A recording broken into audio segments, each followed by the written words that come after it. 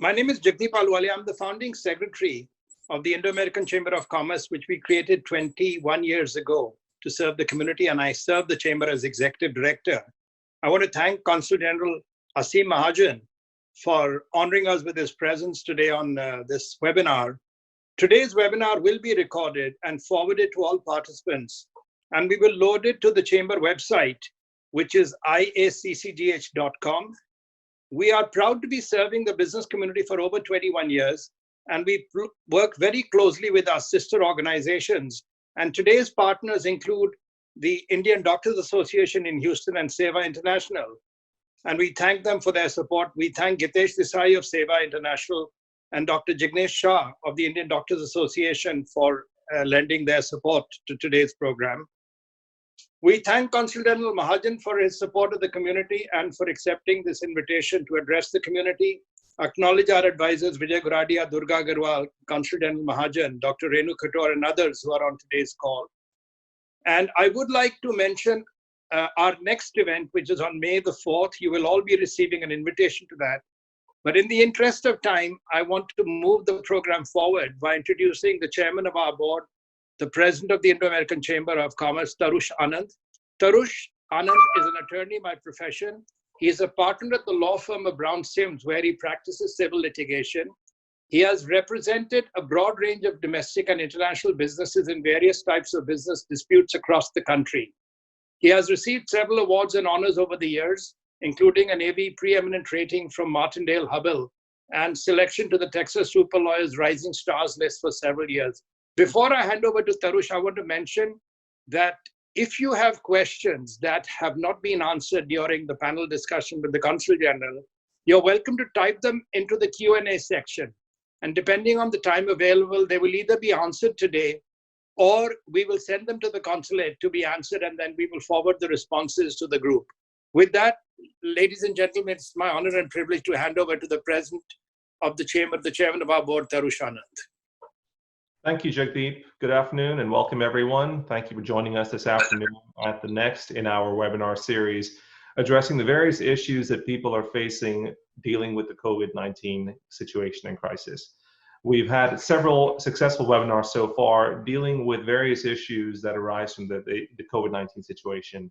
We've helped people with employment law questions they may have. We've addressed tax issues. We've addressed the PPP loan program, and so many other topics. And we are thrilled today that the Consul General has taken time out of his busy schedule to address the community about the issues that have arisen between the Indian community here in Houston, immigration to and from India, and other such issues.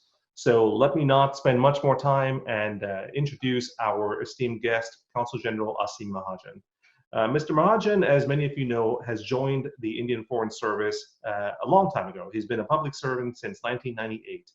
And before assuming charge as Consul General of India in Houston, just this year in January of 2020, he was the ambassador of India to the World Trade Organization in Geneva. In his earlier diplomatic assignments, he served as the Deputy High Commissioner in Indian missions in Kuala Lumpur and Dhaka, and as the Consul General of India in Osaka, Japan. He also served in Indian missions in Tokyo and in Laos. In his stints in the Ministry of External Affairs, New Delhi, he served on various desks handling affairs related to the United Nations, Bangladesh, Sri Lanka, Myanmar, and Maldives. Besides, he has also served as a staff officer to the Ministry of State for External Affairs and as Joint Secretary coordinating the management of the annual Hajj pilgrimage from India. In terms of education, he has a master's degree in diplomatic studies from the University of Oxford in the United Kingdom, a master's degree in management studies from Birla Institute of Technology and Science, Pilani in India, and he has completed 2 annual training courses in World Trade Organization law from the Advisory Center on WTO law in Geneva. On a personal front, he speaks Japanese, in addition to, of course, English, Hindi, and various Indian languages. He's married, has a son and a daughter, and we are thrilled that he's here with us today. It's my honor to welcome Consul General Aseem Mahajan. Thank you, Tarush, for the introduction, and thank you, Jagdeep ji, for giving me this opportunity to reach out to all of you and through you to the community and many other people today for this webinar. As you are aware, right since the middle of March, we have been doing a series of activities, including webinars with the Chamber. We were with Senator Cornyn just a week back, and then we have other things planned as well. But we have since middle of March connected in various ways. Let me at the outset just kind of brief you of what we have been doing, and since now it is almost over a month that we are engaged in these activities. We have a fairly well laid out system in place, but the consulate since middle of March has been open every day of the week to support the community, and we are on our helplines receiving hundreds of calls and emails every day. In fact, by now we have almost received 4,000 to 5,000 calls and emails. So we are responding to them on a real-time basis. Besides this, we are also in regular touch with a large network of community organizations, social organizations, religious organizations, and in various formats and configurations, we have been doing these meetings to support people across the 8 states which this consulate covers in the southern part of the United States. Broadly speaking, as I have been mentioning in my other calls as well, we are getting a range of queries. Now these range from queries related to visa issues, to immigration issues, to personal issues, to medical issues, to health issues, and general queries, but we also get a lot of requests for assistance. And these requests include, for example, requests from some groups of students. And we have a very large number of students across these 8 states and in the United States. As you know, every year, several thousand students come to study in the United States. The universities are currently open, so we are also in regular touch with a large number of educational institutions, universities, research institutions. There are people who are here on short-term visitor visas. There are people here who are on project visas. They are on J1 visas. Projects have been rolled back. So there are different kinds of people who are caught in different situations. If I would to broadly categorize them, we have stranded Indians, Indians who came here on short-term visits, parents of people who are visiting here on B1, B2 visas, on short-term tourist visitors, and other people who were here on short-term project visas, or students whose classes have closed or they have finished their academic terms or their training programs. So broadly, this is the category of requests and calls we are receiving. We also receive a lot of medical requests and queries, which means people who have run out of their Indian prescriptions, they need refills, they are reaching out to us, and I myself before this pandemic could not have guessed the number of these, because these are things we normally don't deal with, but we get on a regular basis a large number of requests from people who want refill of prescriptions for their regular ailments, some chronic ailments, etc. Then we have also had cases of people who have been caught in medical emergencies. And having said this, one thing I should mention at the outset itself is that we are really proud of the Indo-American community organizations, the Indians. We have a very vibrant diaspora based in this part of the United States, running over 500,000, and people have gone out of their way to support. In fact, we are also getting a lot of messages from them on the activities they are doing. People in their own way are trying to do whatever they can. We have a network of voluntary doctors who are doing telemedicine, teleconferencing, who are connecting with people, helping them out. We have an equally large number of organizations across the jurisdiction who are supporting their own communities. And I think that is a very important initiative on its own. While they help in many other activities, with Seva International, we have done a number of events. Last week, we had a driveway campaign where they distributed a lot of PPE equipment. There was participation from the local city, the mayor's office. And we have other helplines which have been instituted by organizations like Seva. Then there are other temples, social, religious organizations who are distributing free meals. They are making donations to communities who need support.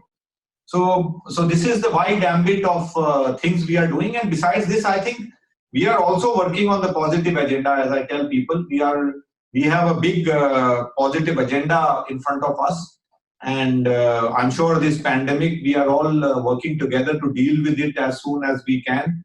We all have to follow the measures which have been put in place, which include things like social distancing, hygiene measures, and other things. But the positive agenda, of course, is to strengthen our relations in various areas. So thank you again, Tarush, for the introduction. And I think this is a broad overview of what I had to say. But of course, as we go along the questions, many things will come up, and I will be more than happy to answer the questions you have today. Thank you. Thank you, Consul General. We have received several questions from our members and various community members. So let me go through them, starting with the first one.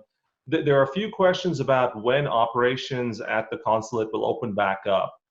Specifically, the governor of Texas, Greg Abbott, has issued guidelines for how businesses should open up. Are those being used in any fashion at the consulate in terms of how to open up your operations? So the consulates and embassies actually fall under the category of essential services. And right since the beginning, the executive orders, they exempt us from many of the other things which are enforceable on other organizations. But having said that, we have, as I mentioned in the beginning, we have been open right since the middle of March. So for us, it's been business as usual in many ways. We are continuing to provide emergency services, which includes granting passports to people, miscellaneous services like attestation of legal documents, marriage certificates, attestation of various other things which are required for both in India and abroad, death certificates, birth registrations. We have been also granting many other consular services, despite the fact that our outsourcing agency is closed. So the answer to your question is that while we have been operational, I'm sure the full operational strength of the consulate would depend also on normalization of other offices and activities, which include the services of our outsourcing agency. But in the meantime, we will scale up our operations, which we already have scaled up to deal with all the regular and essential services which would be required. Thank you, Consul. The next few questions we have deal with visas and OCI cards, and specifically what happens with them while things are shut down, travel to India is shut down. So I'll combine a few questions just to make this efficient. One question is about visas and OCI cards. Since those are suspended for the time being, what happens when that suspension gets lifted? Do people have to reapply, or is it still valid once the suspension is lifted? And then the second somewhat related question is, are new OCI applications still being processed here in Houston, or should people wait until things settle down?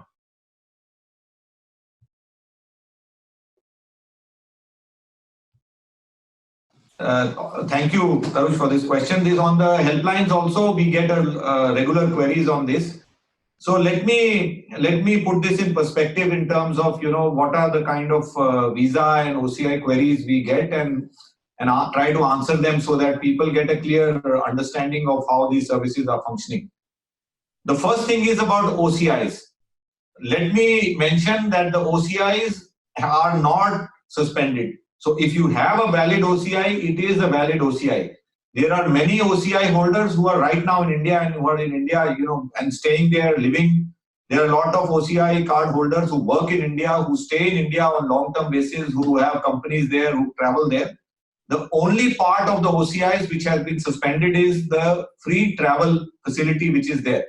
So normally an OCI card holder would not require a visa to travel to India. But in this case, because there are travel restrictions, so if you are an OCI card holder, you cannot travel to India. That is the only limiting factor on the OCI as far as the current pandemic is concerned. The second part of the question, whether we are continuing to renew them or not, right now OCI services are not being granted, because of our outsourcing agency, they are not receiving the applications for OCI card renewals and for fresh OCI applications. But once things normalize, we will resume services for renewal of OCI cards as also for grant of new OCI cards, which could take a little bit of time, but we are trying to normalize them as quickly as possible. But please, be clear in your mind that the current OCI cards have not been suspended or withdrawn in any manner. It is only that limited free travel to India, which was there for OCI card holders, has been restricted, which means that you cannot travel on an OCI card to India as you would have normally done. Now you require an emergency visa to go there if you are an OCI card holder. Tarush? Thank you, Consul General. The next question deals with passports. You mentioned the outsourcing agency that the consulate uses to handle various functions, one of which I understand is the renewal of Indian passports. People from India, citizens of India who live in the US, perhaps on a different type of visa, may need to renew their passports here. So the question is, while the outsourcing agency has limited its operations, if someone has an expired passport or a passport that is about to expire, what should they do? So passports is one service which we are granting on an emergency basis. If you have a query related to our passports, please do send us a mail on our helplines. We are on a real-time basis responding to all of them. And passport queries run into a couple of hundreds, every week. So we have a large number of queries on passports.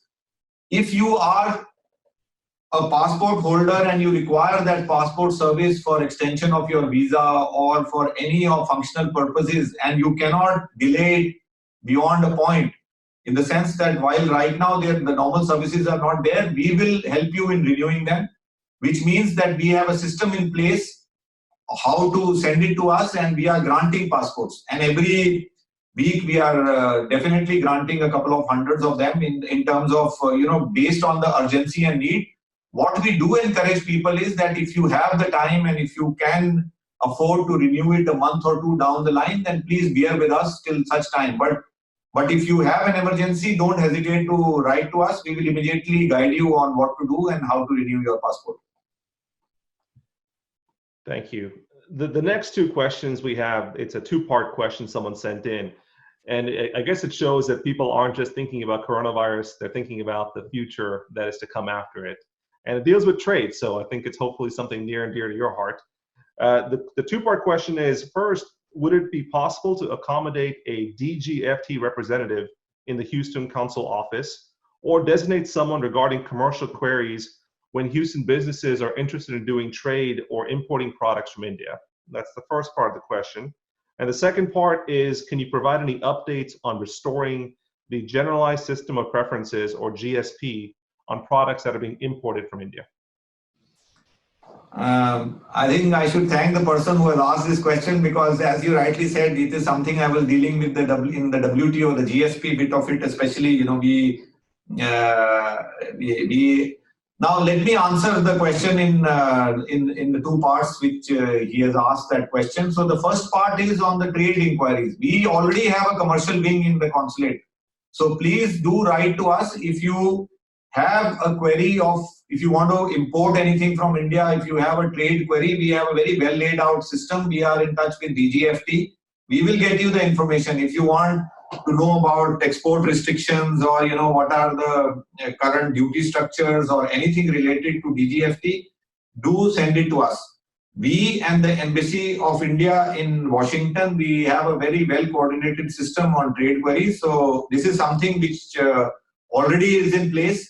And if you are a company, if you are an American company based here, don't hesitate to reach us.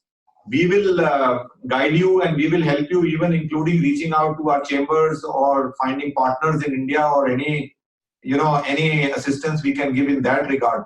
The second was about GSP, and I think that is something which I don't know. If you're following trade closely, you would be following a lot of media articles. India and United States have an institutional framework in place to discuss what they now call a package deal or something, of a trade deal between both countries. So this is very much on the anvil, in the sense that, we have regularly taken up with the government of United States. So let us see how things evolve after this pandemic, but you will have to continue to regularly watch for updates on this. But this is something which is under discussion between both countries, and we hope that we will both countries will further strengthen our relations in this area, because the potential is huge, and these exemptions, etc., they help in promoting trade, and also it's a win-win thing for both countries. So we will have to look for updates on this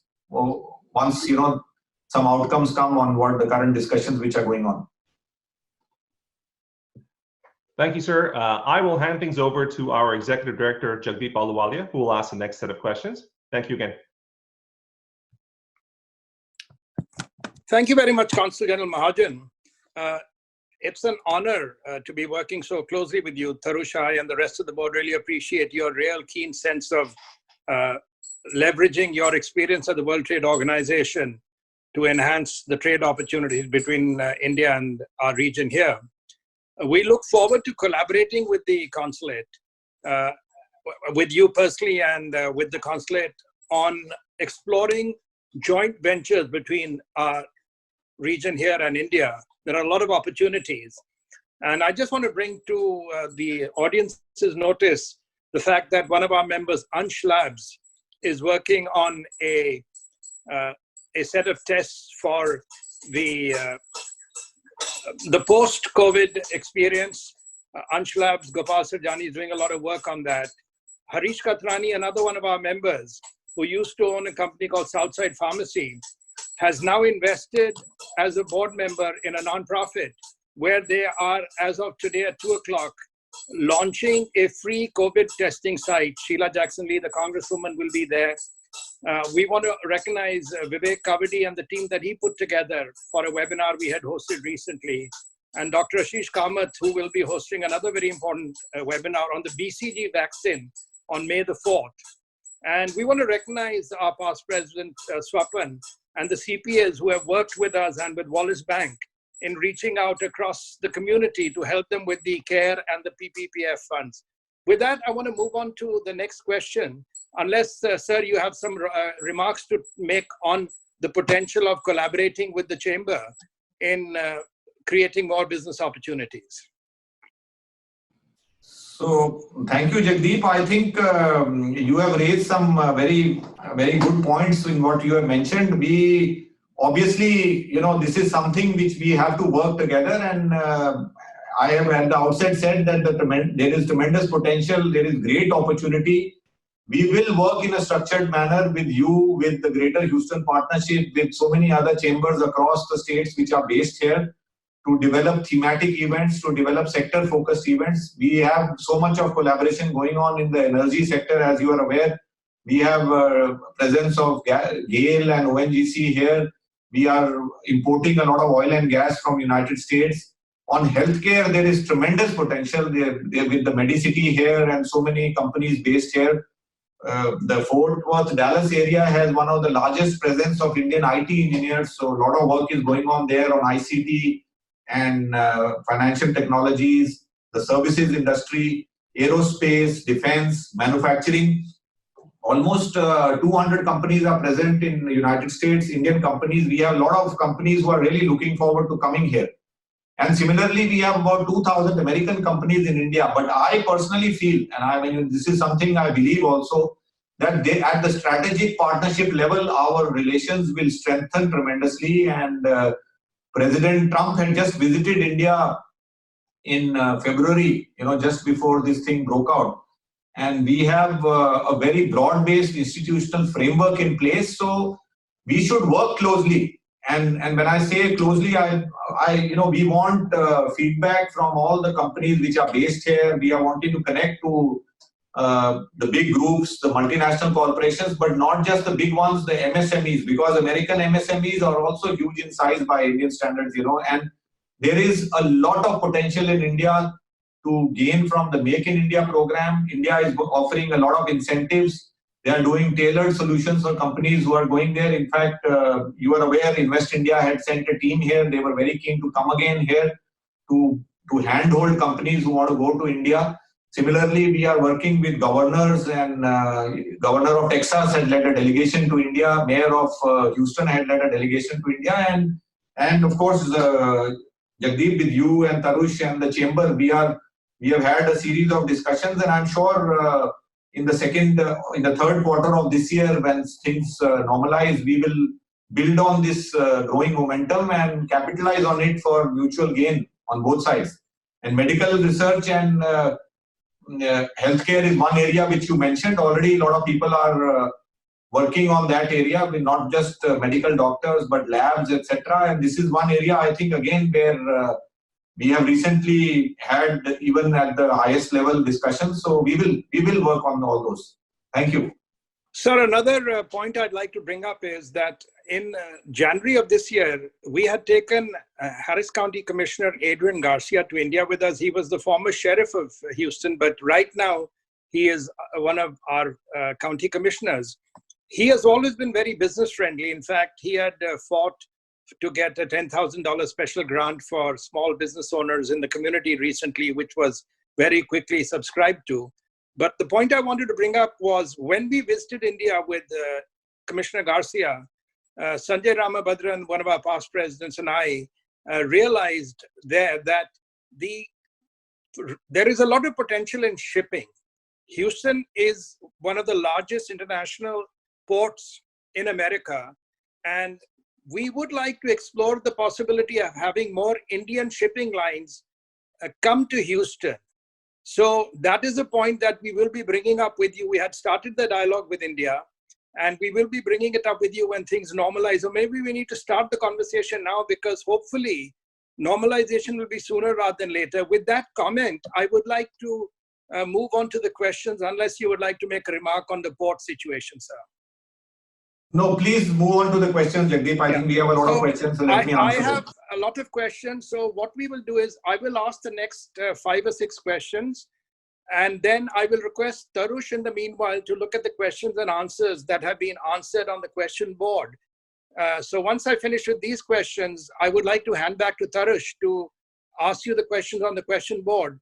So the next question that I have available, I understand that for people of 50 years of age or after reaching 20 years, if they have a new US passport, they need to resubmit the documents for renewing the OCI. Can this process be improved by us providing just the old OCI, old US passport, and the new US passport online instead of submitting the passports and OCI cards? Once you process the application, the passport holder can be provided an option to schedule the date to visit and get the stamping done in the same day. Providing the passport for extended duration limits traveling options. Also, can this requirement of renewing be eliminated as long as the holder carries OCI, old US passport, and the new US passport? So that's a question that came in from one of our attendees. It's a fairly long question, but I would like to share that with you. Yeah, Jagdeep, why don't you club the questions so that it is quicker to answer, because I see a lot of other questions, otherwise we'll run out of time. I will answer all these, I will answer, but I think you club and ask me the series of questions. So can the OCI card holder, adult 49, 46, children 18, 13, travel on the old passport on which OCI was issued? Previously, it was told that such OCI card holders can travel only till June 30th. Is there an extension to this date? The next question on a similar vein is, if we need a new OCI card, do both adults and children need it when their passport has been renewed? What's the current processing time for getting the renewed OCI card? About the stranded, so the next one is about stranded Indian students. So these are 3 questions linked to the OCI cards. Okay, so on the OCI cards, I think the first thing I should mention is that we have really reduced the turnaround time. You know, we try to grant OCIs. If you are a fresh applicant, there is a minimum cooling off period of 20 days, which we cannot expedite. But if you have an existing OCI card and it's a renewal case, we really turn it around within 4 or 5 days, which means the entire process has now been streamlined to a maximum period of 4 or 5 days, given the postal services. If FedEx is able to deliver it to our outsourcing agency, we turn it around in 1 or 2 days and we give it. But the substance of the question was about when you need to renew it. if you are above the age of 50, and this extension has been granted a number of times because a lot of people have been approaching us for this, but now we have a very fairly streamlined process in place. An existing OCI card needs to be renewed only if you are above 50, or if you have, if your minor becomes, if you are a minor and then you become a major, or you only then you need a fresh OCI card. Otherwise, your OCI cards are valid. The second bit of the question is in terms of changing the procedure. So I think we have already looked at all this for a very long period of time, and now the procedure is very simple and well laid out. We try to, as I said, the turnaround time has been brought down, the documentation has been brought down, but the bare minimum documentation we need to do to capture the data.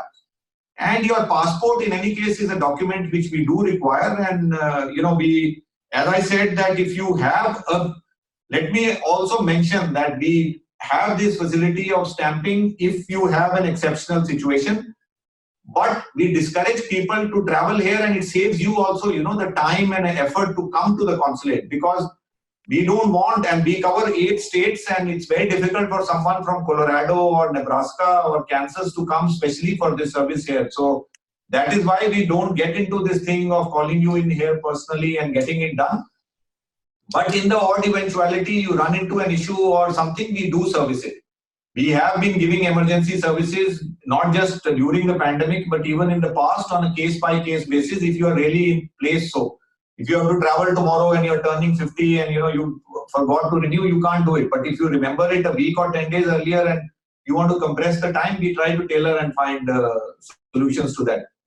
So Jagdeep, this is on the OCI card, but let me also mention that if you have a specific OCI query, please go to our helplines.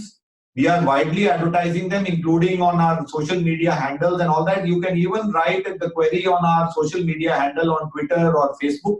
We will send you a detailed, specific answer tailored to your query, which means if you are asking about old passports, new passports, age, cutoff time, documentation, do write to us and we will give you the details. Sir, what we will do is we will ask your office to send us the email addresses, which we will tag on at the end of this webinar. So when we send the PowerPoint presentation with the webinar recording to our attendees, they will have the relevant email addresses to write to if their questions were not answered. The next set of questions focus on the Indian students. What is your advice, especially to the large number of Indian students studying in various universities and educational institutions during these hard times? About the stranded Indian students, is there going to be any flight for them to evacuate? I thought this question would have come much about earlier during the discussion. Tarush would have asked it in the beginning, but on these stranded Indians and the flights to India, there is currently an advisory, and it is on public health grounds. It is for the safety of all of us that we have put in these measures, and I have been reiterating on this to everyone who reaches out to us. But I also understand the anxiety of people. I cannot put myself in the shoes of so many different people who are caught in this situation. Someone who has a medical emergency, someone who really is on a short-term visit and he came for 10 days to United States and the flights got cancelled and he's stuck here, or some stranded Indian student whose visa has run out, or a J1 visa holder, or a girl who's living in Dallas and asking us every day. So there are many different people who are placed differently, and this is a very genuine question to ask. We have started a process, and as you mentioned, Jagdeep, we will, at the end of this seminar, we will give you the link, and rather our helplines, we will mail them to you also. Please tag them. We have started the activity of registering Indian nationals who are here. Those mails were sent out yesterday. Already the database is growing very quickly, and we will share that mail with you. If anyone wants to register, of course, right now, Government of India is evaluating all options and assessing the situation. I did not overemphasize that this is a public health emergency. So if you are putting in these measures, governments are forced to do it for your safety rather than for anyone else's safety, because we don't want you to travel in this situation if it is non-essential travel. But we are starting this exercise. We have already embarked on the exercise of registering your interest. after this call, please share this email address. We will send them the link to register.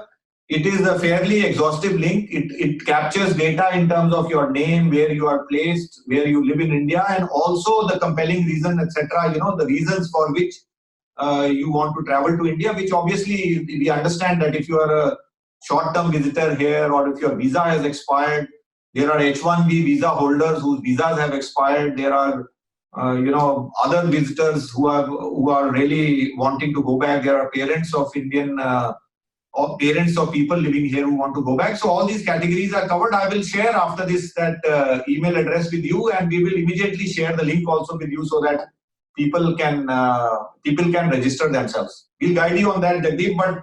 But let me also mention that right now, please don't give credence to any false social media being circulated about flights, etc. We will first-hand update you and continue to update you on the information. Till 3rd, there is currently a ban of flights into India, which obviously will be updated as soon as we get fresh information. Thank you, Consul General. You've probably answered the next question. Any evacuation plans for Indian citizens whose visa is expiring, and cannot stay here with lawful status? The question actually is, in case of evacuation, please consider Houston airports for the evacuation. They'd also mentioned Dallas, but I kind of skipped that. So that was basically a request to consider either Houston or Dallas for the evacuation of Indians stranded here. The next question is, I would like to know what kind of safety precautions and testings will be at the airports in India once the flights from the US and India resume. I would like to mention before you answer that the reports I got from my friends who returned to India from overseas before the shutdown, their remarks were that the system in India was much better than any country or many countries that they had gone through. So I want to compliment India on that, but I'll let you respond to that question. So the question is safety precautions and testing at the airports once flights resume. So as I mentioned, after this we will share the link, but when you go on that link and you go on that page, there is a remark below in that which is clearly mentioning that if you go to India, you may require the quarantine procedures which are there in every country of the world. So which means that you may be quarantined for 14 days, as is the practice, standard global practice, and it is done in all parts of the world. As far as going back to India, please be aware of the requirements, the health requirements, which would be, once the flights resume, and once we have clarity on how flights would go and how things will fall in place, please be sure to understand that these quarantine procedures are there in place, which are mentioned clearly on on the link itself. And the health, and as Jagdeep, you mentioned, India has been one of the most robust responses for dealing with the pandemic, and you have seen the kind of lockdown measures our Prime Minister is leading from the front. He is monitoring the situation. States are monitoring the situation. They are constantly evaluating how it is going. They have divided India into different zones. So once you go back, you will have to factor that in mind. You please be aware that you are going back to which part of India, how you would travel, what are the local guidelines there, what are the measures there. So and I'm just highlighting all these so that people take considered decisions on what is in their best interest. But in terms of the quarantine procedures, we will also put out an FAQ, etc. once these things, there is more clarity to it. But definitely, you can expect the normal global standards of quarantine to be in place when you go back. So please be prepared for it. And as you mentioned, India is following some of the best practices in the world on this front. Thank you, sir. So the next question you've probably already answered. The following question regarding evacuation plans: any guidelines from the Indian government for easing lockdown after May the 3rd and resuming international flights? Knowing lockdown release date a week in advance would give us breathing time to make all arrangements like extending lease, utilities, internet connection, buying groceries, etc. So that's just a recommendation if they could be given some time. So, would you like to respond to that, sir? I think this is a question which everyone has in mind, whether you are in United States or in India. But I wish I could have placed, a thumb on when this pandemic is completely going to go away or it's going to end. Every state is trying to, even in United States, as you find, Texas is opening, but with the normal precautions, measures, etc. So I don't know really when, no one can actually pin down and say that this will happen. But I think in terms of the lockdown, it's a genuine question to ask. You should get an update definitely before the 3rd of May, which is now just a 2 days away thing, because the lockdown right now is in place till the 3rd of May. Now, how it rolls out after 3rd of May, I think it will be fairly clear over the weekend in terms of the zoning strategy. Obviously, the states are going to follow if it's a red zone and etc. Some states have already gone ahead and briefed people on what will happen in those places. But we will keep you updated. And as I said, India is a very big and large, diverse country. So please see where you're going. It won't be a generic answer for everyone, but you have to see where you're going. What are the measures, local measures? What are the municipal measures? What are the local state government measures? So things like that, Jagdeep. Thank you, sir. So what I'd like to emphasize to the participants in today's webinar is, even if the flights open up, even if you have the ability to go, you've got to remember there will be a 14-day quarantine once you land there, and your zone may not be open. So in that case, it might make sense to wait a little longer before leaving the USA, because you are not being forced to leave, even though your documents right now may be falling overdue. So that's just a suggestion that you don't have to rush back home, because you first want to make sure that the region that you live in has been opened. The next questions are linked. You've already answered one of them. How is the consulate supporting the community and responding to these queries and requests for assistance? We believe that the consulate is doing a great time with timely notices to all community organizations, and we try to share them. The one question that you may want to answer is any financial help from the Indian government for Indian citizens stuck in the USA?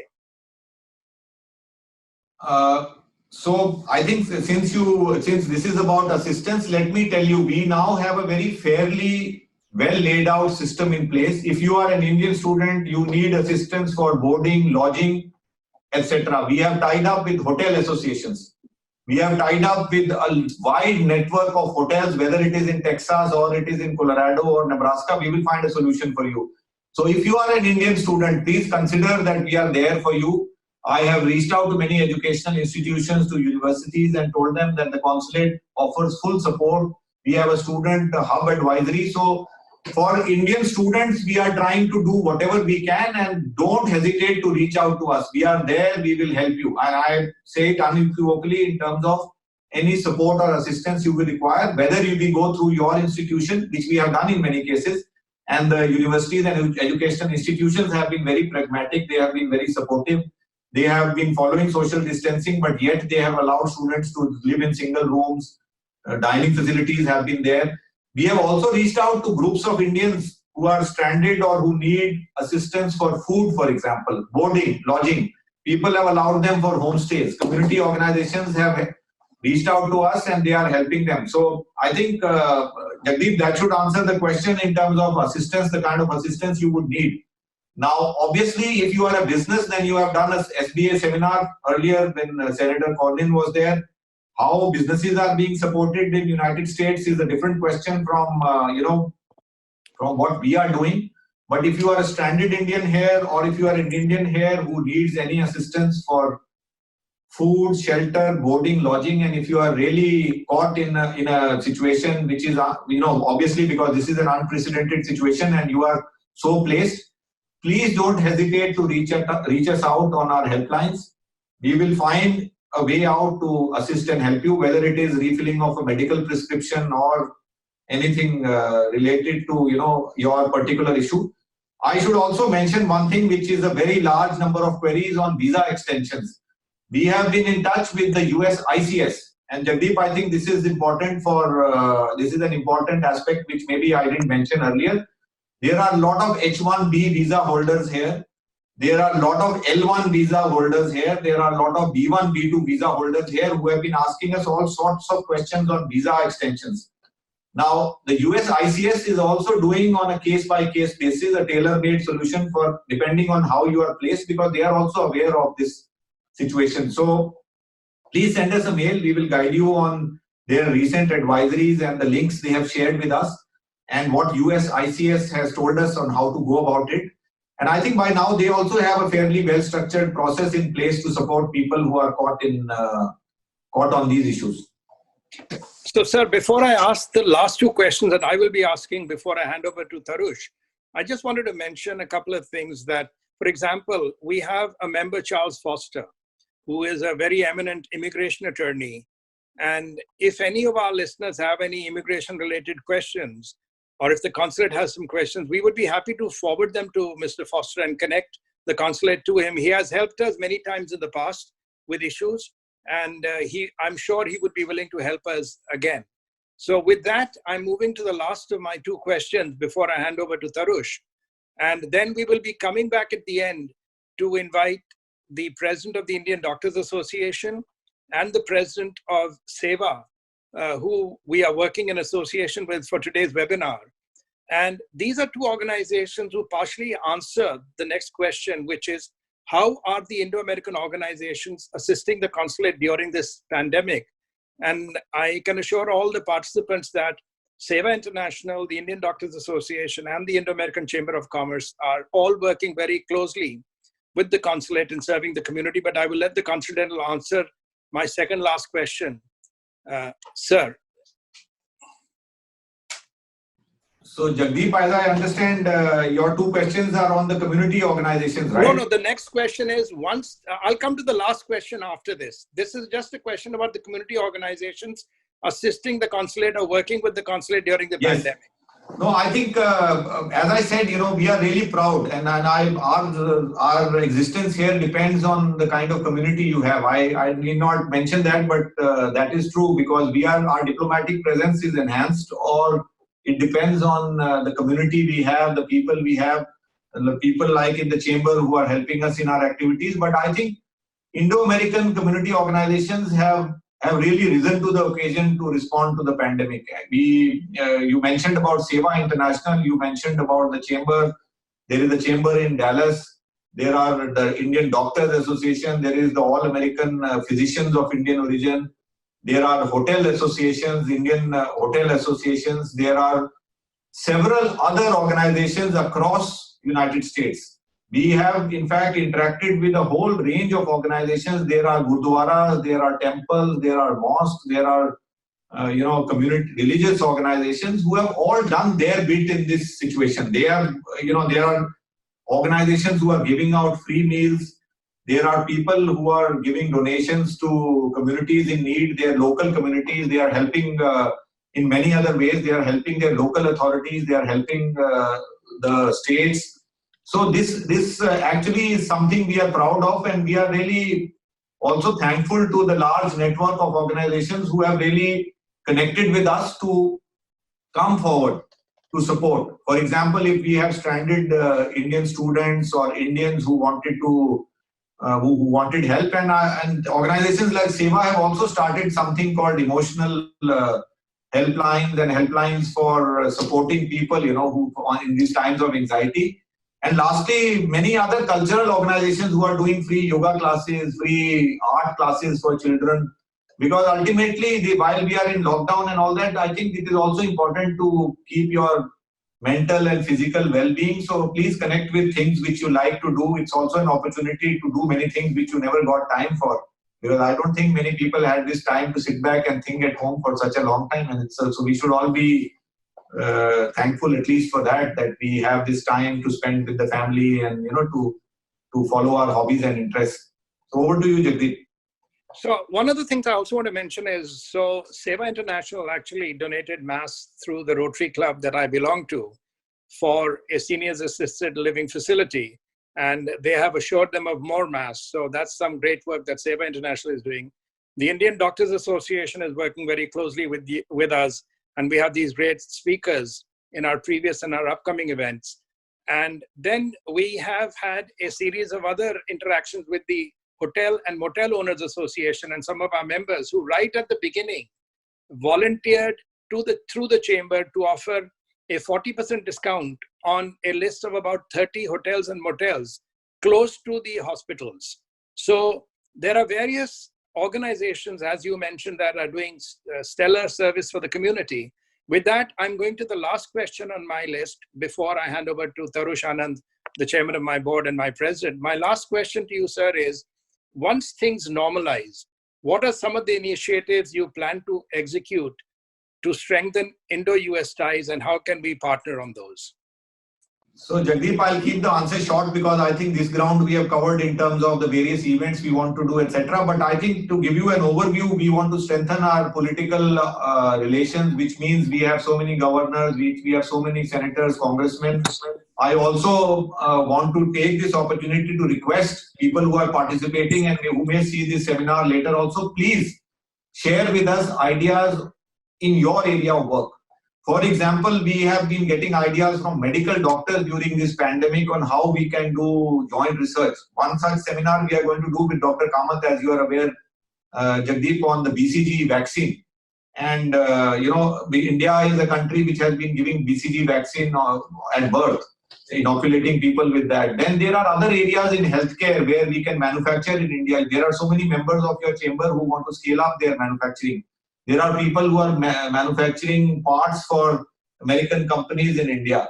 Not just the economic, commercial side of it, but also the cultural side of it, because we have a very large number of cultural organizations in this part of United States. So we will work with them to do our cultural programs, our cultural activities. We possibly won't be able to scale up the International Day of Yoga this year because of social distancing, etc. But there was a very big event planned for that. And lastly, also the people-to-people contact, tourism. There is a whole range of things, but right now this is maybe not the time to focus on these. But I'm finding that governors and their offices have started reaching out to us, trying to brief that how they want to, restart their activities. For example, Greater Houston Partnership has already worked out a roadmap. So similarly, you and the chamber should also think about the third and fourth quarter of this year, like what we can possibly do to get back our things as quickly as possible to normal, and we will remain in touch on those ideas. Thank you very much, sir. So the stated time for the webinar to finish was 2 o'clock. We're already at 1:54, which basically would bring us to the wrap up. But we have a series of questions that were typed in online. So, sir, how much more time would you have to continue on this call? So I think the best thing would be that if Tarush can quickly give me a summary of those questions, let me to be fair to the people who have asked them. I want to be fair and answer whatever I can, so that the questions don't get left out. And it is also a good opportunity because we will put this out on the recording, etc., and people can refer to it if they have some doubts. So, sir, I'm going to hand this to Tarush, and then once Tarush, you have finished asking the questions, we will go directly to Dr. Jignesh of the IDA for his brief remarks, 1 or 2 minutes. Then we will ask Gitesh Desai, the president of the Indian Seva, to propose the vote of thanks, and then I will just close the meeting. So, Tarush, on to you. Sure. So, Consul General, we received quite a few questions in the Q&A section here, and then also on the Facebook live stream. I've taken out the questions that are very specific about individuals' visa questions or OCI questions and made them a little more general, so they apply to everyone. So one question follows up on our earlier discussion about OCI cards. Let's assume someone over the age of 50 has an OCI card that is about to expire. They can't get it renewed right now because Cox & Kings is closed down, or at least is not processing OCI cards. So is it going to be reissued, or extended for some period because of that shutdown, or does it expire when it expires? And if it expires, is the process for renewing it any different if you do it after the expiration versus before the expiration?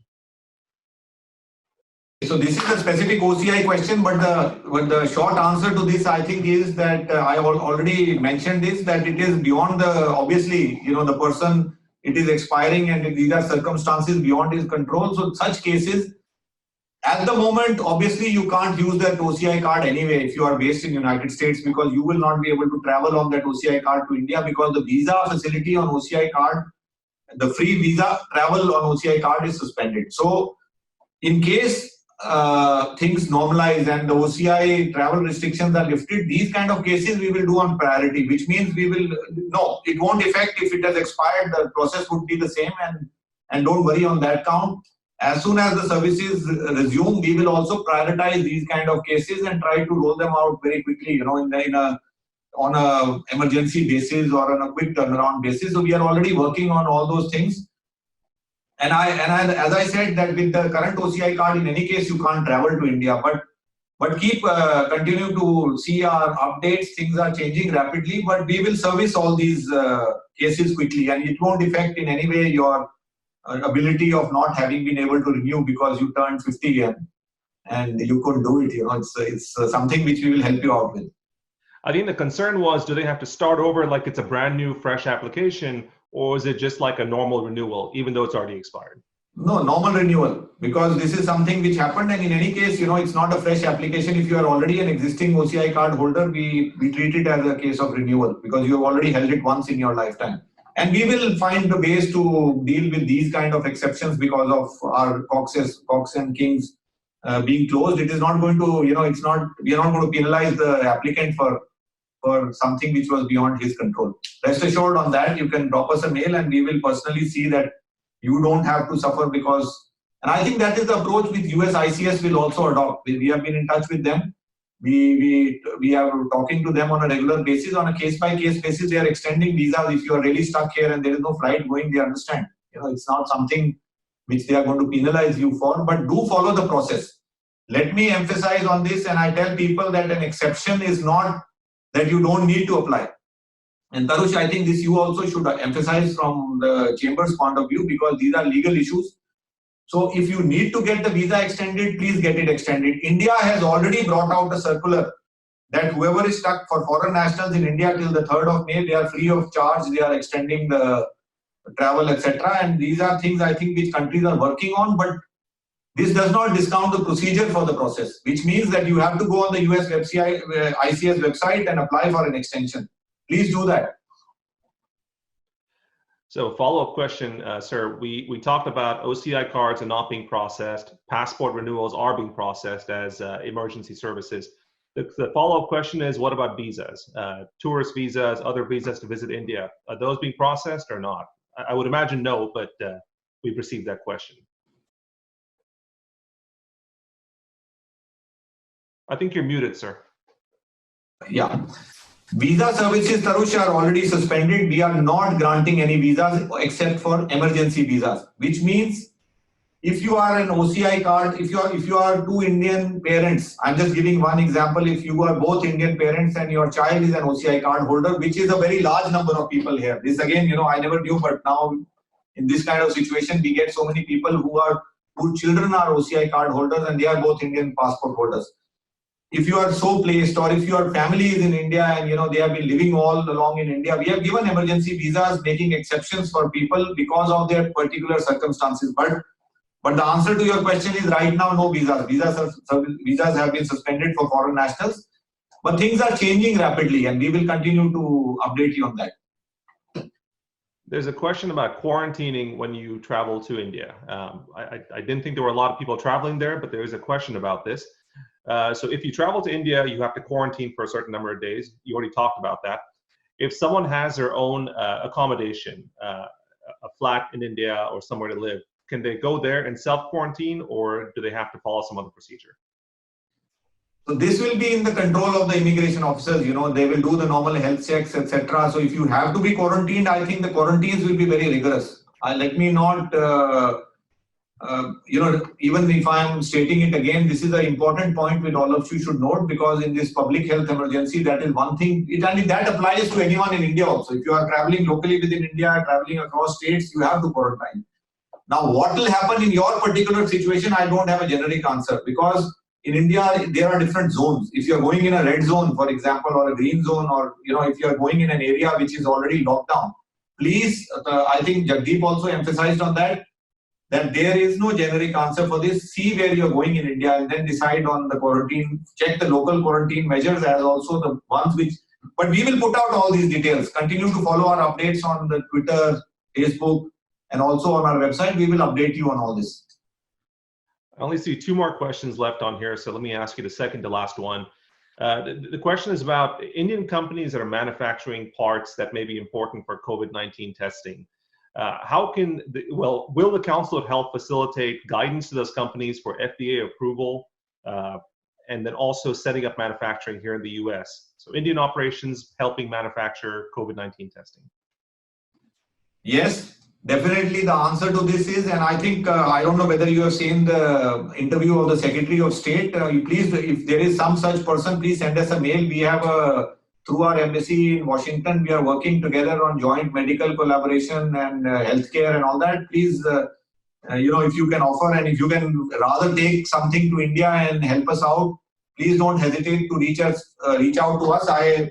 In fact, Jagdeep mentioned about one lab, but there are other people who can help in India. If you have a technology of testing or something and you want to help out on that front to jointly collaborate on medical research, on healthcare, please share ideas with us. We will try to look at it. But obviously, these questions don't have a generic answer. Now, FDA approvals are independent. No one even I think in United States, it's a completely independent agency. If you meet the standards, if you are able to meet their requirements, their regulatory mechanisms, etc., yes. But procedures, yes. Collaboration, yes. And guidance, definitely, yes. The standards, obviously, independent agencies of United States are known for their hallmark of independence. And if you meet those standards, by all means. Well, the final question, if you ever watch a morning news show, they often end them with what they call human interest pieces, something about a baby panda being born in a zoo or something of that nature. And I think we have a similar question here, someone who enjoys those pieces. So the question is, what Netflix series has the Honorable Consul General been watching recently during the lockdown? And I think we can expand a little bit further. You talked about other activities. So if not a Netflix series, what on a personal front have you been doing, if anything, during this time? Yeah, so if this question would have been posed to my daughter or son, maybe they would have told you. I don't watch too much of Netflix myself personally, but I read a lot of magazines and books and all that. But I listen to a lot of old Indian music, Yeah, I don't know whether you like listening to old Indian songs in the evening and just sitting out in the garden or somewhere and just relaxing. I think, but this is a very good question, and I would rather I tell students, why are you calling on anxiety calls to student helplines when your exams are going on? May 15th, the semester is coming to an end. If I would be in your place, I would focus to do my online exams better than anything else. And similarly, if I have this opportunity, so many hobbies, interests you can pursue sitting at home. We have online yoga classes which we are doing. If you want to join online yoga classes, please do that. We are tying up with some organizations in Houston who are wanting to do meditation classes with us. We have done art classes for children. We have done seminars for children. Tomorrow we are going to talk to Sunita Williams. She is based in Houston. She will talk about social distancing, etc. But and if you like watching Netflix, then by all means watch it. But I think watch more of what makes you happy and lifts your mood. I would just give that suggestion. That these are times when if you watch happy things, drama series or something which you have not been watching earlier and which lifts your mood, you should try to do things like that. And if you just like listening to some chanting music or anything of that nature, try to do that. And that is something which is obviously, your own interest. I don't know, Tarush, what you do, but maybe you should tell them which series you watch. Well, my series are mostly Mickey Mouse Clubhouse, which my kids are watching in the background, but we'll leave that for another day. Anyway, those are all the questions. Consul General, thank you so much for being here. Let me hand things over to Jagdeep to do the wind up. Thank you again. So, Consul General, thank you very much for those great remarks. Before I hand over to the President of the Indian Doctors Association and then the President of Seva International, I do want to mention that on the ongoing series that we are hosting, thanks to Abizar Taibji, a member of the chamber, we will be hosting Congresswoman Sheila Jackson-Lee in a dialogue. We will also be hosting an event with US Senator Ted Cruz. So these are upcoming events that we will be hosting in line with the one we did with you today and with Senator John Cornyn recently. Again, before my final wrap up, I want to now hand over to Dr. Jignesh Shah, the President of the Indian Doctors Association. Dr. Shah, will you switch your mic on? Consul General, I would like to thank you on behalf of the Indian Doctors Association for your time and a great Q&A session organized by IACCGH. If there is a need, our board members are available to assist India during this pandemic. We have integrated telehealth support to our local community.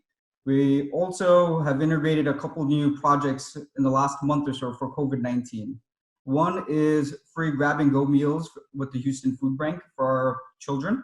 Also, we're donating medical supplies and surgical masks for our first responders and our frontliners. We've also integrated for some of our physicians in training at the UTMB residency internal medicine program and ICU program to give these younger physicians in training some meals. These are all donations and contributions on behalf of Indian Doctors Association of Greater Houston. I would also like to thank IACCGH Executive Director, Mr. Aluwala, and Attorney Tarush Anand for hosting these incredible webinar series during these unprecedented times. I would also thank our frontliners who are on this call, our first responders, physicians, nurses, and hospital and personnel for everything they've sacrificed during this pandemic. Once again, Mr. Aluwala, thank you for your time, and Consul General, thank you for your time. Thank you, Dr. Shah. Would you like to mute your mic and your video so we can invite Gitesh Shah, the President of Seva International, to give the vote of thanks before I close the event? Gitesh, it's you. Yes. Honorable Consul General Aseem Mahajan, Chamber President Tarush Anand, IDA President Dr. Jignesh Shah, Chamber's Executive Director Jagdeep Aluwala and friends. Namaste. What a wonderful webinar. Very informative and educative.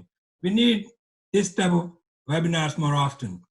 Thank you, Chamber, for organizing the webinar in association with Seva International and IDA. Seva International is a Hindu faith-based humanitarian non-profit charity organization with 43 chapters in the United States. Seva's mission is to serve humanity in disaster relief.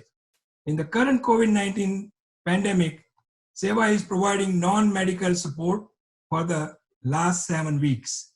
We are distributing PPE to first responders and emergency personnel with masks, gloves, N95, MN95, and other required items that they can serve the community. We also provide every day about 100 meals to these first responders. For more information, please see sevausa.org.